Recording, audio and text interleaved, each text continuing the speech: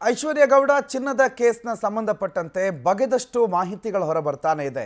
ಎಷ್ಟು ಮೋಸ ಮಾಡಿದ್ದಾರೆ, ಯಾರ್ಯಾರಿಗೆ ಮೋಸ ಮಾಡಿದ್ದಾರೆ, ಹೇಗೆ ಮೋಸ ಮಾಡಿದ್ದಾರೆ ಅನ್ನುವ ಹಲವು ವಿಚಾರಗಳು ಐಶ್ವರ್ಯ ಬಂಧನದ ನಂತರ ಒಂದೊಂದಾಗಿ ಹೊರಗಡೆ ಬರ್ತಾ ಇದೆ. ನಿನ್ನೆ ಐಶ್ವರ್ಯ ಗೌಡ ಮನೆಯಲ್ಲಿ ಪೊಲೀಸರು ಪರಿಶೀಲನೆ ಮಾಡಿದ್ರು. ಐಶ್ವರ್ಯ ಗೌಡ ಮನೆಗೆ ಏಕಾಏಕಿ ದಾಳಿ ಮಾಡಿದ್ರು, ಸರ್ಚ್ ಮಾಡಿದ್ರು, ದಾಖಲೆ ಪತ್ರ, ಬೆಳ್ಳಿ ಸಾಮಗ್ರಿಗಳನ್ನು ವಶಕ್ಕೆ ಪಡ್ಕೊಂಡಿದ್ದಾರೆ. ಹಾಗೆ ಇವತ್ತು ವಿಚಾರಣೆಗೆ ಹಾಜರಾಗಿ ಅಂತ ಕೂಡ ಪೊಲೀಸರು ನೋಟಿಸ್ ಜಾರಿ ಮಾಡಿದ್ದಾರೆ.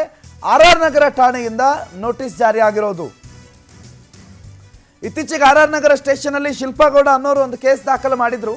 ಹಾಗಾಗಿ ಈಗ ನೋಟಿಸ್ ಜಾರಿ ಮಾಡಿದ್ದಾರೆ. ಆದ್ರೆ ಇವತ್ತು ಬರ್ತಾರಾ ಗೊತ್ತಿಲ್ಲ. ಐಶ್ವರ್ಯ ಮನೆಯಲ್ಲಿ ಇಲ್ಲದ ಕಾರಣವನ್ನ ಕೇಳಿದ್ದಾರೆ. ಪತಿಗೂ ಕೂಡ ನೋಟಿಸ್ ಕೊಟ್ಟಿದ್ದಾರೆ. ಐಶ್ವರ್ಯ ಗೌಡ ಈಗಾಗಲೇ ಬೇಲ್ ಪಡ್ಕೊಂಡು ಹೊರಗಡೆ ಬಂದರು.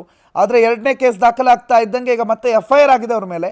ಹಾಗಾಗಿ ಆ FIRನ ಅನ್ವಯ ನಿಮ್ಮ ಮೇಲೆ ಇನ್ನೊಂದು ದೂರಿದೆ, ಬನ್ನಿ ಏನು ವಿಚಾರ ಅಂತ ತಿಳಿಸಿ ಅಂತ ಆರ್ ನಗರ ಪೊಲೀಸರವರಿಗೆ ನೋಟಿಸ್ ಕೊಟ್ಟಿದ್ದಾರೆ. ಇವತ್ತು ವಿಚಾರಣೆಗೆ ಬನ್ನಿ ಅಂತ ಕೇಳಿದ್ದಾರೆ. ಆದರೆ ಇವತ್ತು ವಿಚಾರಣೆಗೆ ಬರ್ತಾರಾ? ಸರಿ ಆಯಿತು, ಇದು ವನಿತಾ ಗೌಡಂಗೆ ಶಿಲ್ಪಾ ಗೌಡಂಗೆ ಮಾಡಿರೋ ವಂಚನೆ ಮಾತ್ರ ಅಲ್ಲ, DK ಸುರೇಶ್ ಅವರ ತಂಗಿ ನಾನು ಅಂತ ಹೇಳ್ಕೊಂಡು ಹಲವು ಪ್ರಭಾವಿಗಳಿಗೆ ಚಿಕ್ಕಪಂಡು ರಿಯಲ್ ಎಸ್ಟೇಟು ಚಿನ್ನದ ಬಿಸ್ನೆಸ್ ಅಂತ ಹೇಳಿ ವಂಚನೆ ಮಾಡಿದಾಳೆ ಈಕೆ. 430 ಗ್ರಾಂ ಚಿನ್ನಾಭರಣ, 3.5 ಕೋಟಿ ಹಣವನ್ನ ಐಶ್ವರ್ಯ ಪಡ್ಕೊಂಡಿದ್ದಾಳೆ ಅಂತ ಶಿಲ್ಪಾ ಗೌಡ ದೂರು ಕೊಟ್ಟಿದ್ರು. ಆ ದೂರುದಾರೆ ಮನೆಯಲ್ಲೂ ಕೂಡ ಪೊಲೀಸರು ಮಹಜರ್ ಮಾಡಿಕೊಂಡಿದ್ದಾರೆ. ಶಿಲ್ಪಾ ಗೌಡ ಹೇಳಿಕೆಯನ್ನು ಕೂಡ ಆರ್ ನಗರ ಪೊಲೀಸರು ದಾಖಲಿಸಿದ್ದಾರೆ.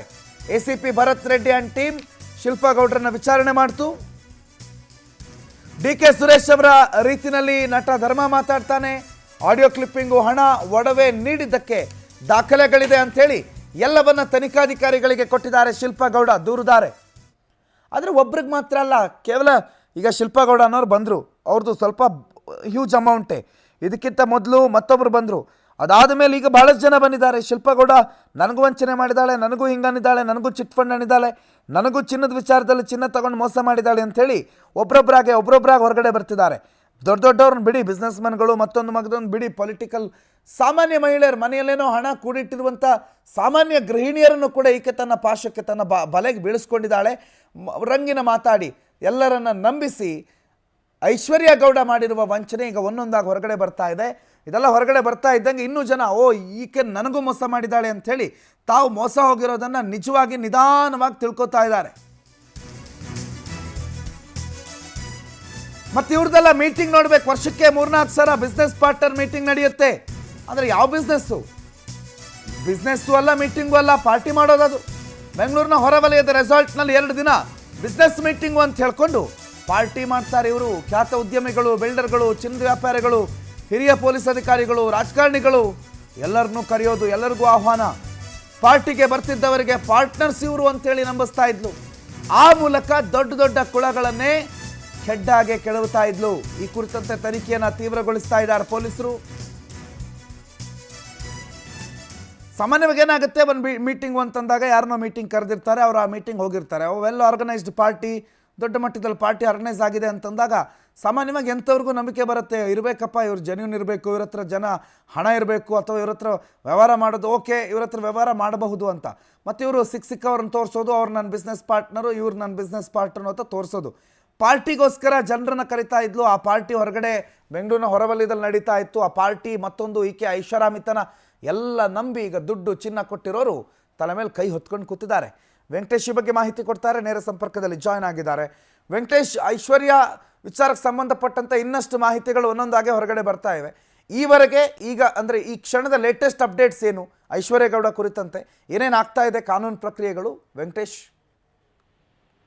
ಪ್ರಣುತ್, ಇವಾಗ ವರಾಹಿ ಜ್ಯುವೆಲರ್ಸ್ ನ ಮಾಲಕಿ ವನಿತಾ ಐತ್ನಾಳ್ ಅವರಿಗೆ ಒಂದು ವಂಚನೆ ಪ್ರಕರಣ ಬೆಳಕಿಗೆ ಬಂತು. ಆ ಸಂದರ್ಭದಲ್ಲಿ ಕೂಡ ದೂರು ದಾಖಲಿಸಿಕೊಂಡಂತಹ ಚಂದ್ರ ಲೇಔಟ್ ಪೊಲೀಸರಿಗೆ ಪತ್ನಿ ಐಶ್ವರ್ಯ ಗೌಡ ಹಾಗೂ ಹರೀಶ್ ಸೇರಿದಂತೆ ಧರ್ಮ ವಿರುದ್ಧ ಪ್ರಕರಣ ದಾಖಲಾಗುತ್ತೆ. ಇಬ್ಬರನ್ನು ವಶಕ್ಕೆ ಪಡೆದು ಜೈಲಿಗೂ ಕೂಡ ಹಾಕ್ತಾರೆ. ಈಗ ಅವ್ರನ್ನ ಜಾಮೀನ್ ಪಡ್ಕೊಂಡು ಹೊರಗಡೆ ಬಂದಿರುವಂತದ್ದು. ಆದ್ರೆ ನಟ ಧರ್ಮ ಏನಿದ್ದಾರೆ ಇನ್ನೂ ಕೂಡ ಅವರು ಹಬ್ಸ್ಕಾಂಡ್ ಆಗಿರುವಂತದ್ದು. ಅವ್ರ ಫೋನ್ ಸ್ವಿಚ್ ಆಫ್ ಆಗಿದೆ. ಇದುವರೆಗೂ ಕೂಡ ಪೊಲೀಸರ ಸಂಪರ್ಕಕ್ಕೂ ಕೂಡ ಆತ ಸಿಗ್ತಾ ಇಲ್ಲ. ಇದರ ಬೆನ್ನಲ್ಲೇ ಮತ್ತೊಂದು ಪ್ರಕರಣ ಕೂಡ ಅವರ ಪತಿ ಮತ್ತು ಪತ್ನಿ ವಿರುದ್ಧ ದಾಖಲಾಗಿದೆ. ಶಿಲ್ಪಾ ಗೌಡ ಅನ್ನುವಂಥವರು ಆರ್ ನಗರಕ್ಕೆ ತೆರಳಿ ನನಗೂ ಕೂಡ 3.5 ಕೋಟಿ ರೂಪಾಯಿ ವಂಚನೆ ಮಾಡಿದ್ದಾರೆ, 450ಕ್ಕೂ ಹೆಚ್ಚಿನ ಒಂದು ಚಿನ್ನ ಏನಿದೆ ಅದನ್ನ ಪಡ್ಕೊಂಡಿದ್ದಾರೆ. ಇದರಲ್ಲಿ ಸೇಮ್ ಒಂದು ಮೋಡಸ್ ಏನಿದೆ, ಆಕೆ ಮಾಜಿ ಸಂಸದ DK ಸುರೇಶ್ ಅವರ ಸಹೋದರಿ ಅಂತ ಹೇಳಿ ಮಾತಾಡಿರುವಂತದ್ದು. ನಟ ಧರ್ಮ ಅವರು ಕೂಡ ಇದೇ ಪ್ರಕರಣದಲ್ಲಿ ಕೂಡ ಅವರು ಮಾತಾಡಿದ್ದಾರೆ ಅಂತ ಹೇಳಿ ಗೊತ್ತಾಗ್ತಾ ಇದೆ. ಆಗ ಆಕೆಯನ್ನ ವಂಚಿಸಿ ಇಷ್ಟೆಲ್ಲ ಪಡ್ಕೊಂಡೋದ್ರು ಕೂಡ ಆಕೆ ಇದುವರೆಗೂ ಬಂದಿಲ್ಲ, ವಾಪಸ್ ಕೊಟ್ಟಿಲ್ಲ ಅಂತ ಹೇಳಿ ತನಗಾದಂತಹ ಮೋಸ ಏನಿದೆ ಅದನ್ನ RR ನಗರಕ್ಕೆ ದೂರನ್ನ ಕೊಟ್ಟಿದ್ದಾರೆ. ದೂರನ್ನ ದಾಖಲಿಸಿಕೊಂಡಿರುವಂತಹ ಪೊಲೀಸರು ಕೂಡ ನಿನ್ನೆ ಅವರ ಮನೆಗೆ, ಐಶ್ವರ್ಯ ಮನೆಗೆ ತೆರಳಿ ಒಂದು ಸ್ಪಾಟ್ ಮಾಜರನ್ನ ಮಾಡಿ ಅವರ ಮನೆಯಲ್ಲಿದ್ದಂತಹ ದಾಖಲೆ ಪತ್ರಗಳು, ಬೆಳ್ಳಿ ಸಾಮಗ್ರಿಗಳು ಸೇರಿದಂತೆ ಕೆಲವು ವಸ್ತುಗಳನ್ನು ಕೂಡ ವಶಪಡಿಸಿಕೊಂಡಿದ್ದಾರೆ. ಆದ್ರೆ ಈ ಸಂದರ್ಭದಲ್ಲಿ ಆಕೆ ಮನೆಯಲ್ಲಿ ಇರಲಿಲ್ಲ. ಆಕೆ ಪತಿ ಹರೀಶ್ ಏನಿದ್ರು ಅವರು ಕೂಡ ಇದ್ರು. ಅವರಿಂದ ಕೂಡ ಹೇಳಿಕೆಗಳನ್ನ ದಾಖಲಿಸಿಕೊಂಡಿದ್ದಾರೆ. ಮತ್ತೆ ವಿಚಾರಣೆಗೆ ಬರಬೇಕು ಅಂತ ಹೇಳಿರುವಂತದ್ದು. ಆದ್ರೆ ಇದುವರೆಗೂ ನೋಟಿಸ್ ಕೊಟ್ಟಿಲ್ಲ. ಆದ್ರೆ ಖುದ್ದು ವಿಚಾರಣೆಗೆ ಬರ್ಬೇಕಂತ ಹೇಳಿದ್ದಾರೆ. ಆದ್ರೆ ಇವತ್ತು ಆಕೆ ಬರ್ತಾರಾ ಇಲ್ಲ ಅನ್ನೋದನ್ನು ಕೂಡ ಕಾದ್ ನೋಡ್ಬೇಕು. ಯಾಕಂದ್ರೆ ನ್ಯಾಯಾಲಯವು ಕೂಡ ಅವರಿಗೆ ಎಲ್ಲಿತ್ತ ಅಲ್ಲಿ ಈಗಿಂದಾಗ್ಲೇನೆ ಅವರಿಗೆ ಒಂದು ಜಾಮೀನನ್ನು ಮಂಜೂರು ಮಾಡ್ಬೇಕಂತ ಹೇಳಿ ಒಂದು ಚಂದ್ರಾ ಲೇಔಟ್ ಕೇಸ್ ನಲ್ಲಿ ಕೊಟ್ಟ ಹಿನ್ನೆಲೆಯಲ್ಲಿ ಅದೇ ಒಂದು ನಿರೀಕ್ಷೆಯಲ್ಲೂ ಕೂಡ ಇದ್ದಾರೆ. ಅಂದ್ರೆ ಲಾಯರ್ನ ಭೇಟಿ ಮಾಡಿ ಅವರು ನಿರೀಕ್ಷಣಾ ಜಾಮೀನನ್ನು ಪಡ್ಕೊಳ್ಳುವ ಸಾಧ್ಯತೆ ಕೂಡ ಇದೆ. ಇದಾದ ಬಳಿಕ ಕೂಡ ಈಕೆ ಏನು ಒಂದು ಬಿಸ್ನೆಸ್ ಪಾರ್ಟ್ನರ್ ಗಳನ್ನ ಕರೆಯುವಂತದ್ದು, ಹೊರವಲಯದಲ್ಲಿ ಮೀಟಿಂಗ್ ಅನ್ನ ಅರೇಂಜ್ ಮಾಡುವಂತದ್ದು, ಇದರಲ್ಲಿ ದೊಡ್ಡ ದೊಡ್ಡ ಬಿಸ್ನೆಸ್ ಮ್ಯಾನ್ಗಳು ಬರ್ತಾ ಇದ್ದಾರೆ, ಹಿರಿಯ ಪೊಲೀಸ್ ಅಧಿಕಾರಿಗಳು ಭಾಗಿಯಾಗಿದ್ದಾರೆ, ರಾಜಕಾರಣಿಗಳು ಕೂಡ ಭಾಗಿಯಾಗಿದ್ದಾರೆ, ಸಾಮಾನ್ಯ ಜನರನ್ನ ಈ ಚಿಟ್ ಫಂಡ್ ಅನ್ನುವಂತಹ ಒಂದು ಹೆಸರಿನಲ್ಲಿ ಕೂಡ ಸೇರಿಸ್ತಾ ಇದ್ಲು. ಸೊ ಎಲ್ಲರನ್ನೂ ಕೂಡ ಬಿಸ್ನೆಸ್ ನ ಒಂದು ಹೆಸರಿನಲ್ಲಿ ಒಂದು ಪಾರ್ಟಿ ಆಯೋಜನೆಯನ್ನ ಮಾಡ್ತಾ ಇದ್ಲು. ಆ ಪಾರ್ಟಿಯಲ್ಲಿ ಬಿಸ್ನೆಸ್ ಬರ್ತಿದ್ದಂತವ್ರನ್ನ ಪ್ರತಿಯೊಬ್ಬರಿಗೂ ಕೂಡ ಪರಸ್ಪರವಾಗಿ ಪರಿಚಯ ಮಾಡ್ಕೊಡ್ತಾ ಇದ್ಲು. ಇದರಿಂದ ತನ್ನ ಬೇಳೆಯನ್ನ ಬೇಯಿಸ್ಕೊಳ್ಳುವಂತ ಕೆಲಸವನ್ನ ಮಾಡ್ತಾ ಇದ್ಲು. ಆದ್ರೆ ಅಲ್ಲಿ ಯಾವ್ದು ಕೂಡ ಬಿಸ್ನೆಸ್ ಗೆ ಸಂಬಂಧಪಟ್ಟಂತ ಮಾತುಕತೆ ಆಗ್ತಾ ಇದ್ದಿಲ್ಲ. ಕೇವಲ ಪಾರ್ಟಿಯಲ್ಲಿ ಕುಡಿದು ತಂದು ಮಜಾ ಮಾಡುವಂತದ್ದು ಮತ್ತು ನಂಬರ್ಗಳು ಎಕ್ಸ್ಚೇಂಜ್ ಮಾಡ್ಕೊಂಡು ಬರುವಂತದ್ದು. ಅದಾದ ಬಳಿಕ ಇದನ್ನ ಯಾವ ರೀತಿಯಾಗಿ ಎನ್ಕೇಶ್ ಮಾಡ್ಕೊಳ್ಬೇಕು ಅನ್ನೋದನ್ನು ಕೂಡ ಪ್ಲಾನ್ ಮಾಡ್ಕೊಳ್ತಾ ಇದ್ಲು. ಈಕೆ ಒಂದೊಂದು ವಂಚನೆಯ ಬಯಲು ಕೂಡ ಹೊರಗಡೆ ಬರ್ತಾ ಇರುವಂತದ್ದು.